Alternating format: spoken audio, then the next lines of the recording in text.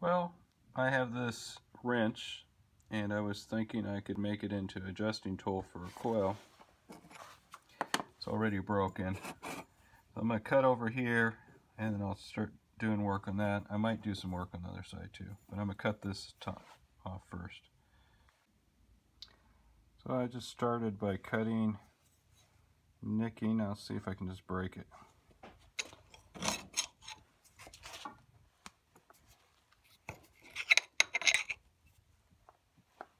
Oh, it's pretty strong.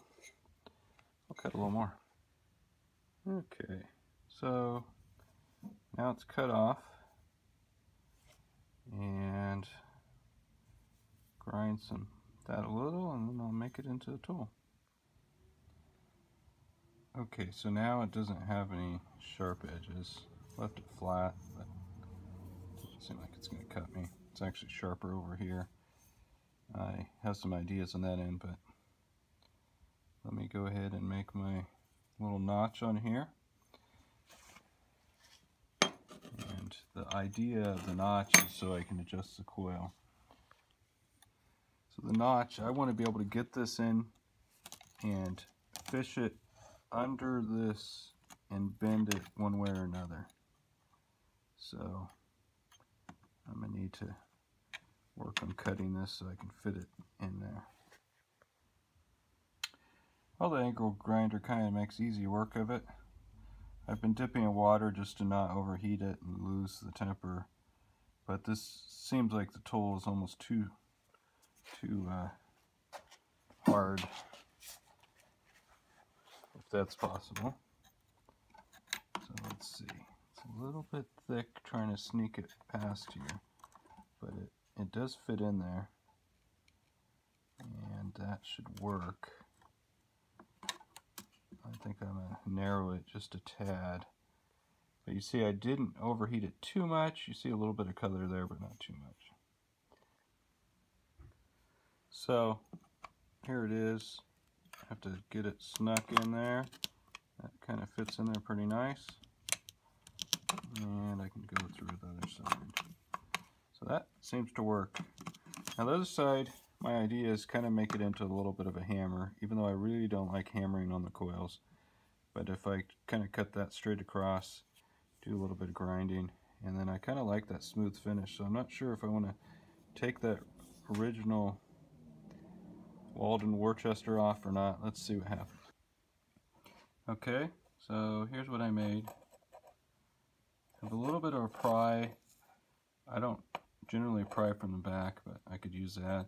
Could use this as a hammer, but my real purpose of the tool is this end. And we'll go ahead and put it to work. Here's the new tool. I could even grab in the back with this side and kind of lift it up, or I could use this to kind of pry up in the back. Also, I could use this as a hammer, but I prefer to come in through here. I might want to make it just a little bit narrower to fit in there. I don't like it when it's hitting as I come in there, and I think this steel is hard enough where I can get away with making it a little bit narrower. Okay, so we can try out the tool. I'm seeing that it's less than 2 milliseconds. So I'll come in here. I'm pulling it back, but I may not be pulling it back enough to bend the spring, so try that again. Oops. I held it on the multi-fire task, but what I can do is hold it on the oscilloscope where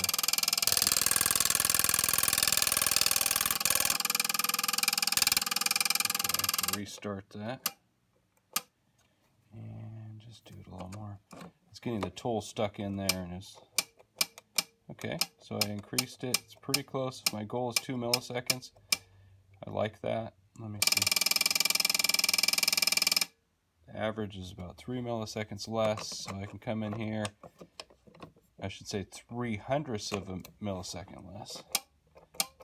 Looks like I maybe went too long, too hard. It's 208. So 800ths, just drop it down a tiny bit. I don't know, I think I'm gonna call that good enough. There it is, 2.0.